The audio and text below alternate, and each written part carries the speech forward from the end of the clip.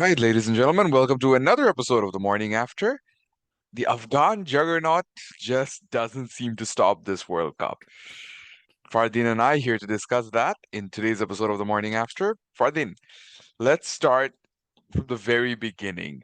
Afghanistan I think the Afghanistan won the toss and put Netherlands into Bat bat and bat. first, Yeah. and the power play was really good for the Dutchmen. How disappointed are you to see them not capitalize on that? Yeah, I think extremely disappointed. Especially they dropped Vikramjit today. So they went for a little bit of more Sorry, safe. just going to make a small Yeah, correction. It's Netherlands who won the toss and chose to Netherlands. bat first. Okay, okay. So yeah, they dropped Vikramjit today, the little more aggressive option. Baresi had a good game last game at number three. He got promoted up, but he got out early to Mujibur Rahman. But amazing partnership after that between Ackerman and Maxo Dowd. And I think, yeah, after that, I don't know what happened to them. I have no idea. It was runouts after runouts. Scott Edwards is someone who has really good game sense and game awareness. Um, Especially given the kind of like he's played Victorian Premier Cricket, great cricket. So for those that don't know, the first 11 in Victoria and New South Wales are almost as comparable as playing first, second division of county championship.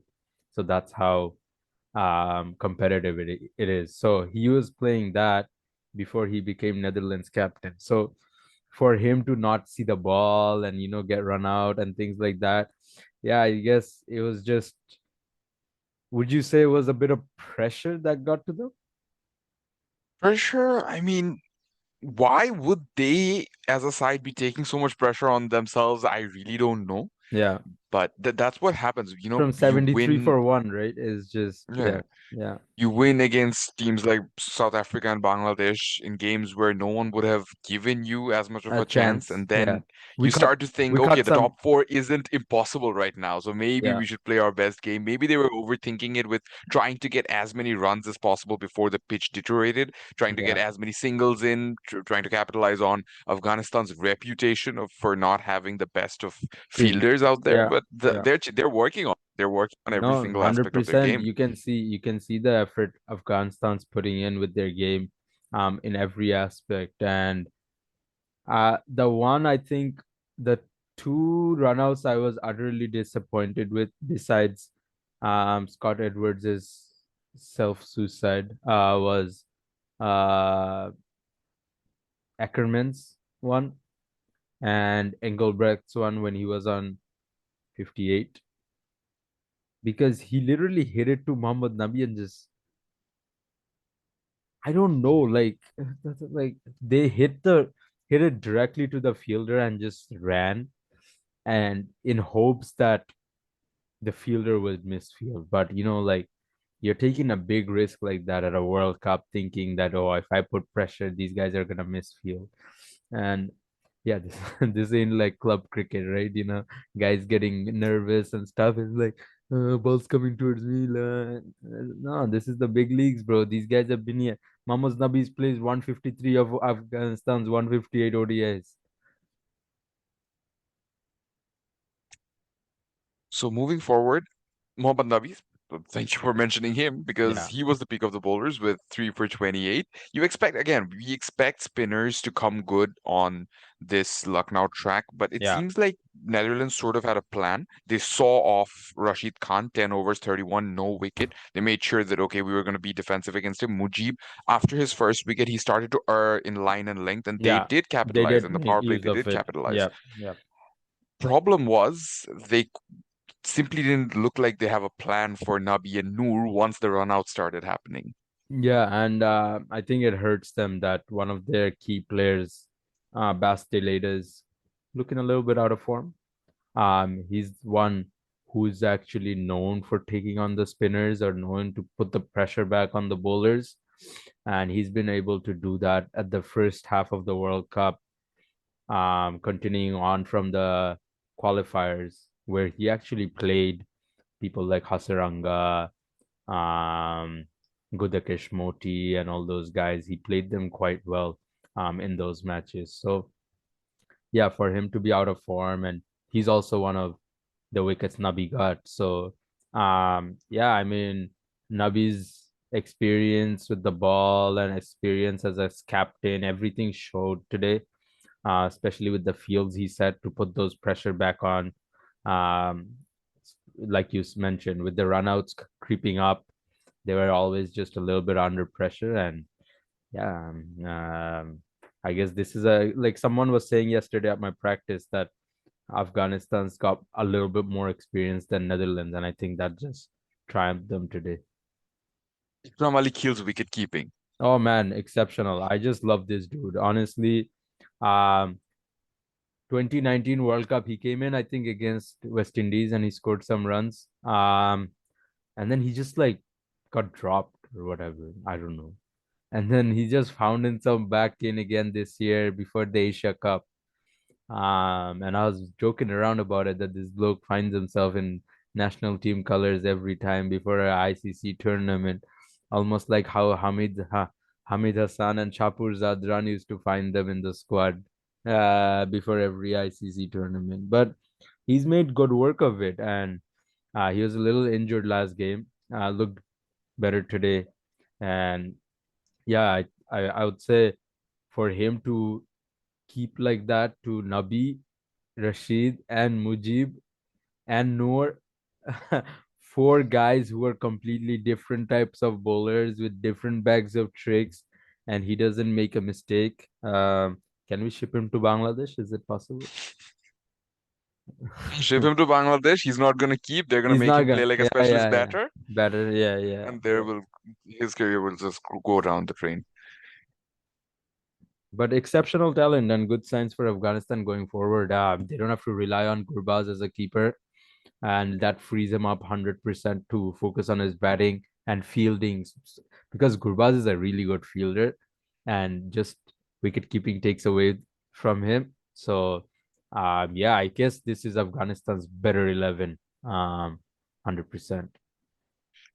Rare instance when the Dutch tail didn't wag for as long, Mm. and they couldn't even play out their 50 overs, which they would be disappointed with at this stage of the tournament because they have done well in that regard so far. Yeah, yeah.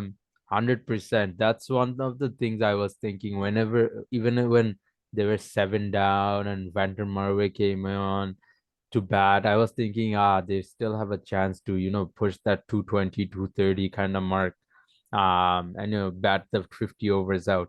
But it was just one of those games where a lot of things that could go wrong just went wrong for Dutch. And yeah, they just never seem to really recover from those big runouts of O'Dowd and not O'Dowd, Ackerman and um, Scott Edwards, because Scott Edwards has played exceptional this World Cup.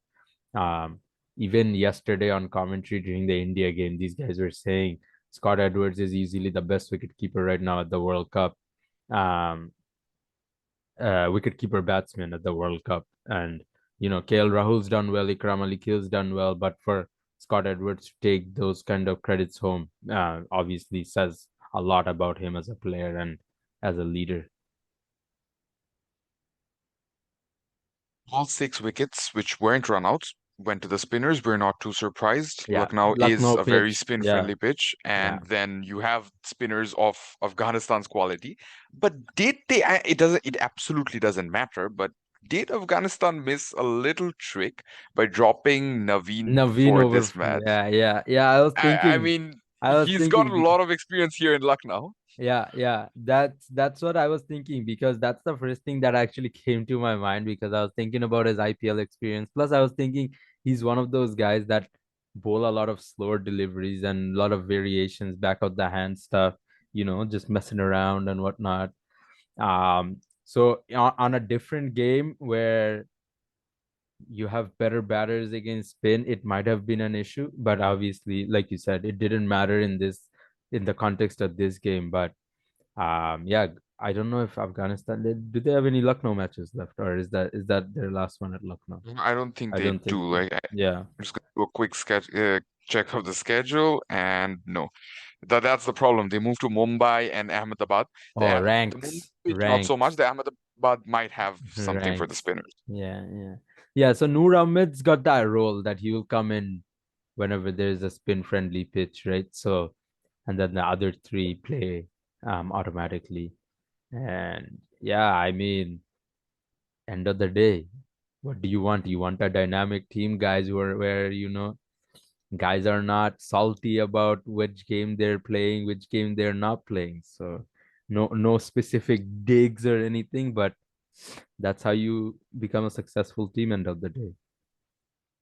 Coming to the batting innings of Afghanistan, we've spoken about it before. We have to talk about it again. Rahmat Shah and Hashmatullah Shahidi stepping up the way they are. We spoke about how the Afghanistan team is very reliant before the tournament, of course, or Yeah. at the start of the tournament, before the Yeah. Bangladesh game and everything, how they're Yeah. super reliant on their two openers, and Yeah. that has completely shifted now. Number Absolutely. three and number four are playing just the way you expect them to. Yeah. Rahmat Shah was super pissed off when he got out. He really wanted that red ink in his name today. Um, but no, what? That's two games back to back now where him and Hashmatullah Shahidi has really steadied the ship. Um, Honestly, the biggest thing I guess for Afghanistan to take away from this is, I think you would agree, is Gurbaz and Ibrahim Zadran can play their natural game. They don't have to worry about saving their wicket as much. They can think about making use of the power play because they know that Rahmat Shah and Hashmatullah Shahidi are in good form and they're able to take that lead um, to see the team home. Hashmatullah Shahidi as captain, exceptional. Um, you can just see the way he wants it. He wants it bad, and he wants it to be there as a captain. And they're a chance. They're ruining the fact they lost the game against Bangladesh. Now that we are almost at the end of our discussion, uh, My guy Omar Zai, safe to bro. say, hmm? Omar Zai, bro. This guy's a Oh, Omar proper Zai, all yeah, yeah, around, yeah. Omar proper Zai. all Got, rounder gotta now. mention. I Yeah, mean, proper all-rounder. He's a proper batting def, all-rounder now. And yeah. that's not demeaning his bowling. No, That's just no. how good his batting has been throughout the Yeah, tournament. yeah. Proper technique, proper mindset. Everything The is fact that he's just batting over Mohammad ideal. Nabi says a lot, right? Yeah, it's Again, just that's the dynamic that's approach. It's not yes. hurting them. It's not hurting anyone, exactly. Yeah. They realize that Mohammad Nabi has been on and off with his form. He's been a little inconsistent, and they You don't lose want to one give him wicket, that you lose two responsibility. wickets. Yeah, Mhm. yeah, exactly, like you said. And then, uh Nabi can take responsibility, but if he's out of form, you lose two wickets in a row, you're in trouble. But you have someone like Omar Zai comes in, takes a bit of responsibility, but he's in good form, puts the pressure back on, bang on for you. You're back in the game already. Rather, at six and seven, you get this carefree, aggressive Mohammad Nabi, but that is Mohammad Nabi at his absolute Yeah, best. yeah, yeah. And just replacing Ikram with someone like Najibullah Zadran, who was also very much out of form, it doesn't really hurt them. Like that's what a lot of teams right now don't understand, that even with senior players, if you replace them when they're out of form, it It have to be a personal thing. It Yeah, absolutely yeah. doesn't. It's never end of the day. It's all about the team. You know, it doesn't matter if you got 100. Not to go too much off tangent on our discussion, but Khalid Mahmood Shuzan said something today that he said Riyad's 100 was great. It was an exceptional knock. It was a great knock personally for him as a milestone, but unfortunately didn't get us the win, and it didn't. End of the day, it didn't get us the win. But for him personally, that was great, obviously. Right. Yeah, you compare that to, his four ODI centuries are all in ICC tournaments. You Yeah, talk about the first three, two of them were in two of our greatest greatest victories, victories. Yeah, and one of them was in a match which almost gave us a win. yeah, from a situation where we would have never imagined Never. against And you have New to think Zealand. about the position he was betting in at that time. And And end the of the form New Zealand and the were in win at that game. Yeah, in that tournament. So yeah, it's just yeah, unimaginable. You yeah, compare all of that to the South Africa game, you could even make the argument that South Africa just let themselves go. They dropped a catch. They were yeah, bowling half trackers yeah. at one Half point. track. And that none of that is undermining Mahmudullah Riyad's No, century. It just no. goes to show that, how different his other three Other three ODI centuries. centuries were Yes. compared to this one. Yeah. Yeah. It's incredible. And I think now that we are officially at the end of our discussion, Yeah. Netherlands, their goal, like we spoke about Sri Lanka yesterday, should their goal be just to secure that Champions Trophy spot? Yeah. I think with 2 games to go, they still have India to face. Probably a scratch for you, you know. If they're competing in that game, they would be happy. The other games against England, that's the one you have to target. Get that win, confirm your spot in Champions Trophy, because now you're back at an ICC event again in 2 years' time in Pakistan for a ODI tournament, and just goes well for Dutch cricket. So that's their goal, 100%. That should be the goal that they work for. No, they have 4 points on board, more than Bangladesh and England. So yeah. And that should absolutely fast track their way into Test cricket. Yeah, absolutely. You get 2 tournaments back to back. You put up some wins like this on board. Um, they had a pretty okay T20 World Cup last year. They might have another good one upcoming year. So 2026, 2027, you could be looking at them as a destination, right? There were talks of Scotland. Sorry, this issue isn't exactly on topic, but there were talks of Scotland getting that That be full before. member Yeah, certification. So yeah, that would be very interesting. If how we saw Ireland and Afghanistan at one point, they were competing for yeah, that for spot, that spot. Yeah, for the 12th spot or yeah, something. yeah. 12 was 12, it? Yeah, 11. Yeah, 11th. It was the 12. 11th spot, Yeah, and they ended up both getting it both getting in. simultaneously. Yeah, So I really hope something like that happens with Netherlands and Scotland, but at the very least, Netherlands have shown sure, that sure. they really deserve it. Yeah, yeah. So I hope it comes down to it, even if certain teams need to get replaced.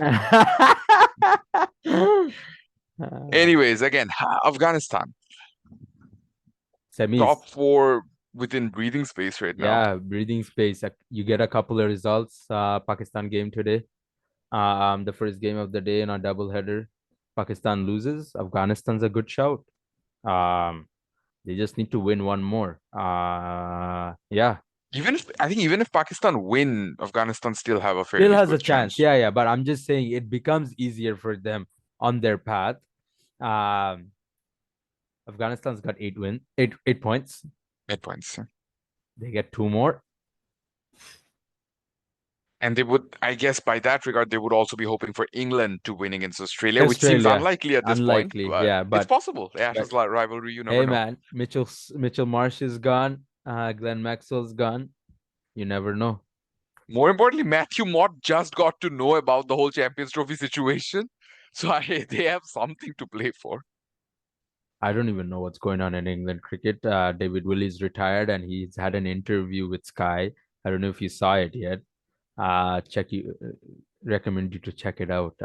He's basically told Nasser Hussain and Ian Morgan why he's retiring, and it's basically he's candid, and he said, "Screw these guys." During a World Cup. I That's mean, he has the nothing to he lose. said. He's Yeah, retiring. he said during the India game, I walked out. There was fireworks going on, and I was like, "I'm done. Screw these guys." He said I'm done, but then the rest of his interview was basically screw these guys. Interesting. So we'll be back tomorrow with the results of the double header. And till then, stay tuned to Baghdad. Thank you very much. Goodbye. Thank you. Bye bye.